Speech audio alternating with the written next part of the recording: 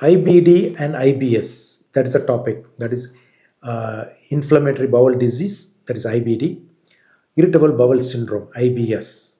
People casually say, I have IBS. Probably would have heard people saying, I have IBS because they have abdomen pain, bloating, resistant to any PPA. So these people have to fancily call themselves, they have an IBS. So what is the biggest difference? As the name says, inflammatory bowel disease. In the category, ulcerative colitis, Crohn's disease, colitis are all coming up. So there is inflammation. It also involves immunological reaction. It's an autoimmune disease. So our own immunity acts against our own stomach, intestine, large colon, causing some structural damage. There is inflammation, there is immunological reaction, and there is structural damage. That is inflammatory bowel disease, ulcerative colitis, and Crohn's disease. And IBS, that is irritable bowel syndrome, there is no structural damage. There is nothing but a functional disorder.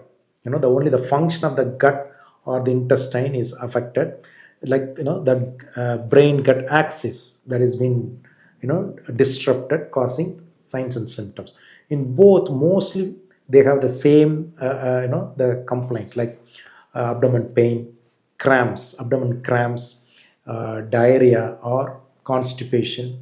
These are the common things, but the severity is more on the inflammatory bowel disease, IBD. And not only that, the treatment also varies differently. So the IBD is inflammatory and autoimmune. Here, and structural damage. In IBS, there is no structural damage at all. So how these both are diagnosed is mostly with clinical examination plus endoscopy and colonoscopy, or even CT scans are required for the inflammatory bowel disease. But in IBS, though these are all done, mostly it's very exclusion criteria. So we exclude one by one and saying, okay, it could be because of IBS. And the same way, the signs and symptoms mostly is more severe in IBD, like maybe probably have a diarrhea, especially bloody diarrhea. In the night time, they wake up, they pass bloody diarrhea, because the whole intestine, large intestines, can be affected with ulcers, causing diarrhea as well as bleeding. So this is the main thing.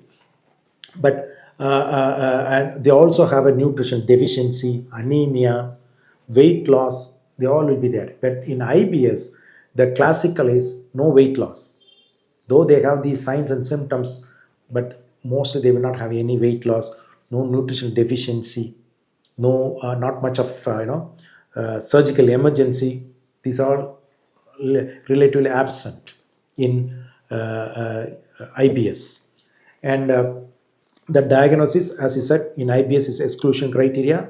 Here we endoscopy, colonoscopy will pinpoint the diarrhea with a biopsy.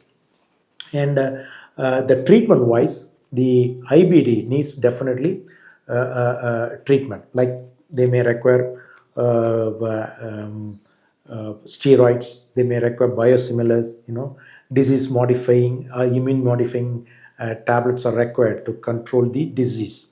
And rarely they may require surgery, like because the complication rate is very high in IBD, like stricture, bleeding, perforation. But in IBS, nothing. They need only sometimes PPI, that is proton pump inhibitors, or mostly diet and lifestyle modifications, like meditation, and maybe the relaxing techniques or psychological counseling. There's more than sufficient for these. And complication wise, IBD, bleeding, nutrition deficiency, perforation, and cancer. The chances of cancer is higher with IBD. As the 5 to 10 years, the chances are very high. But IBS, no weight loss, no perforation, no bleeding, and chance of cancer is nil. So these are the big differences between these two. So the doctor will diagnose and treat them properly. Thank you.